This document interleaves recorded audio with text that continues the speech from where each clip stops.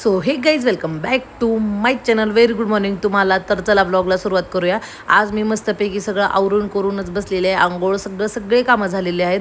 आज एकदम tasty yummy yummy भेंडीची भाजी केली. ते किती छान टेक्स्चर आणि कलर आले ना त्याला. आणि एकदम तर्रीवाले लाल तिखट घालून मस्तपैकी शेवगाच्या शेंगाची भाजी केलेली आहे. तुम्ही काय म्हणतात नक्की सांगा. आज जेवायला तर मज्जाच मज्जा होती. सलाड वगैरे कट केलं होतं, एवढं भारी होतं. आंब्याचं सुद्धा मी रस बनवलेलं होतं.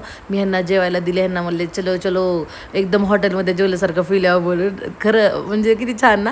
आणि नंतर आंब्याचा रस पण बनवलं होतं. आणि आम्ही पिक्चर बघत होतो. पिक्चर बघताना मी जास्त टाकणार नाही, कॉपीराईट येईल. मग ह्यांनी ऑफिसला जायला निघाले. जेवण करून अर्धा एक तास झाला होता. मी ह्यांना म्हणले थांबा जरा, मी तुमच्यासाठी जरा लिंबू पाणी बनवते, पण जरा चांगल्या हेल्दी वेनं बनवते.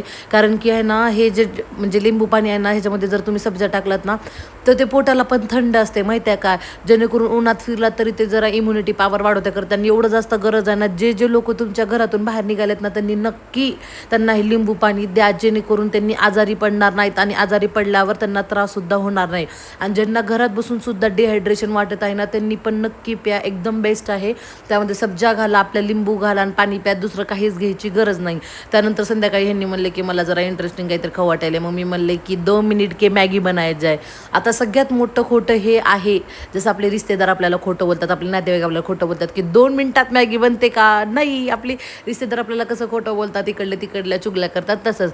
त्यानंतर मस्तपैकी तेल वगैरे ट्राय मला ना टमाटे खूप आवडतात, म्हणून मी प्रत्येक गोष्टीत टाकते. तुम्हाला असं वाटत झाली ना प्रत्येक गोष्टीत का टाकते, कारण की आय लव्ह टमाटा. ज्यांना नाही आवडत त्यांनी इग्नोर करू शकतो, पण ज्यांना आवडते त्यांनी आवर्जून बघा. एकदम टेस्टी आणि यम्मी होतं आहे. आणि मला सगळ्या गोष्टींना असं पाण्यात शिजवण्यापेक्षा ना मला तेलात फ्राय करायला आवडतं. जेणेकरून ना मला सगळे लोक म्हणतात की तुझी स्वयंपाकाची टेस्ट वेगळी येते, खूप छान वाटते. त्याचं कारण एकमेव हे आहे की मी त्याला छानपैकी तेलात फ्राय करते. आणि तेलात छान वाफलं ना मगच मी पाणी टाकते, जेणेकरून त्याची चव बिघडत नाही आणि ते अजून जास्त छान दिसते.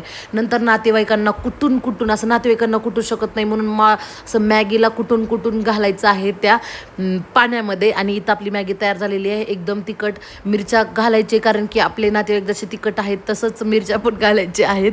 आणि तुम्ही म्हणता असाल आज नातेवाईकाला काट्रोल करायला, असंच इच्छा झाली मला, का की मला असंच इच्छा झाली म्हणून मी केले. तुम्ही ऐकला, धन्यवाद.